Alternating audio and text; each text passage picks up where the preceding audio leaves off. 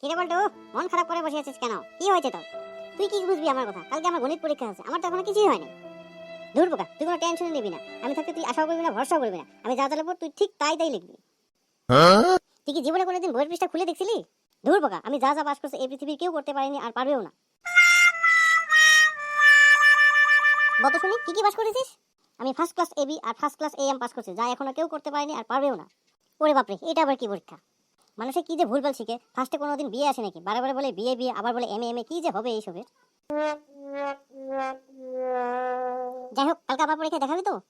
বাহ, তুই আমাকে বিশ্বাস করিস না নাকি? তুই আমার বেস্ট ফ্রেন্ড, তোর জন্য আমি এটুকু করবো না? তুই আমাকে এইরকম ভাবলি? তুই যদি চাস তাহলে হিমালয় থেকে তোর জন্য আমি গোলাপ ফুল নিয়ে আসবো। তুই শুধু হেলিকপ্টারের তেল খরচটা দিস।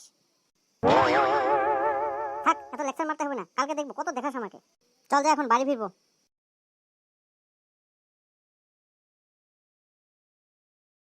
Good morning sir.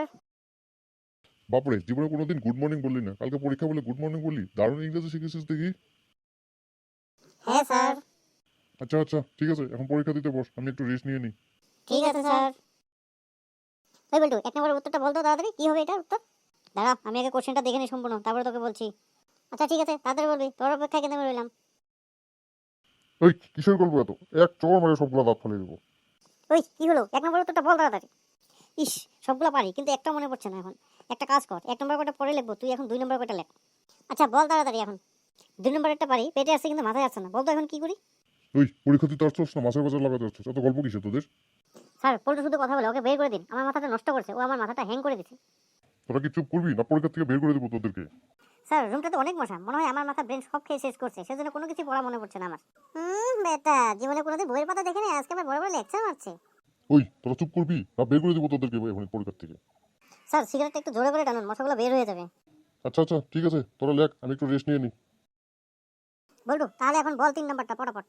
ইস বন্ধুরে, এটা তো আমার রকেটের স্পিডের মতো মনে আছে, কিন্তু একটা সমস্যা হলো। এটার উত্তর 3টা পৃষ্ঠা লিখতে হবে। সকালে দাদি আমার আঙুলগুলো কেটে গেছে, তো লিখতে অসুবিধা হচ্ছে। একটা কাজ করি, এটার উত্তর আমরা পরে লিখবো, নাকি বলিস? আচ্ছা 4 নম্বরটা বল তাহলে, দেখি এবার তোর উত্তর কি বের হয় শুনি। একটু ওয়েট কর, ছাড়া আর একটু বেশি করে ঘুমাক, আমি মোজার ভিতরে নকল আনছি, সেই নকলগুলো বের করতে হবে। আমি জানতাম তুই এমনই উত্তর বলবি। যাই হোক, 5 নম্বর উত্তরটা বল এখন দেখি। বন্ধু, 5 নম্বরটা তো খুঁজে পাচ্ছি না রে, মনে হয় টাকা বের করার সময় পকেট থেকে পড়ে গেছে। দূর ফালতু ছেলে তুই। ওই ঠিক যদি লেখ, নাহলে দুজনকে মিলে না 64টা দাঁত ফেলিয়ে দেবো, বুঝলি? 6 নম্বর উত্তরটা বল এখন। কি বলবো, দুঃখের কপাল, বইয়ে যে 100 নম্বর পৃষ্ঠাটা নেই, সেই 100 নম্বর পৃষ্ঠা থেকে প্রশ্নটা আসছে। 7 নম্বরের উত্তরটা তো পারবি তাহলে নাকি? দাঁড়া, দেখে নিচ্ছি প্রশ্নটা কি আসছে। ওই, এটা নকলটা তো আছে আমার কাছে, কিন্তু একটা সমস্যা আছে। আবার কি সমস্যা হলো তোর?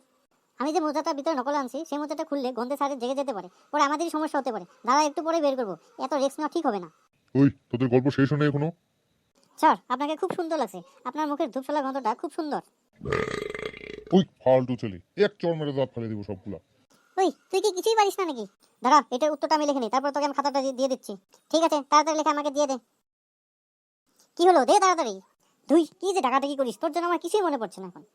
ও, এখন আমার দোষ হলো? যত দোষ নন্দ ঘোষ, কালকে তো খুব লেকচার মারলি যে টেনশন নিস না, মুখে তেল লেগে ঘুমাস, তেলের যা দাম সেই জন্য আমি ভেসলিন লাগিয়ে ঘুমাইছি। আচ্ছা লাস্ট নাম্বারটা বল তাহলে, দেখি পারিস নাকি। তুই আর আমাকে কোনো কিছু জিজ্ঞেসই করবি না, জিজ্ঞেস করলে আমার কিছু মনে পড়ে না। তুই একটা 3rd ক্লাস নাম্বারের ফালতু ছেলে। কিরে বলটু, তোর এমন কেন হলো? অন্যরা যাই হোক যেমন তেমন পাস করেছে। ছেলে, আমার সবকিছু মনে ছিল, কিন্তু আমি ইচ্ছে করে লিখিনি। সে কি, কেন লিখলি না বলতো শুনি? স্যার, আমাদের পাড়াতে 4 জন ছেলে ছিল, ওদের নাম ছিল কালু, নালু, গুলু আর ভুলু। তো হ্যাঁ, ওরা কি করেছে এখন? স্যার, কালু খুব পড়াশোনায় ভালো ছিল, ও সব পরীক্ষায় ফার্স্ট ডিভিশন পেয়ে এখন ভালো চাকরি করছে। হ্যাঁ, এটা তো খুব সুন্দর কথা, ভালো কথা। না স্যার, নালু কোনো রকম সেকেন্ড ডিভিশন পেয়ে কালুর ম্যানেজার হয়ে বসে আছে, ও এখন কালুর উপরে পোস্টে আছে। হ্যাঁ, এটা তো আরো ভালো কথা। না স্যার, গুলু এখন টিটিএমপি করে পরীক্ষা পাস করেছে। টিটিএমপি মানে কি আবার?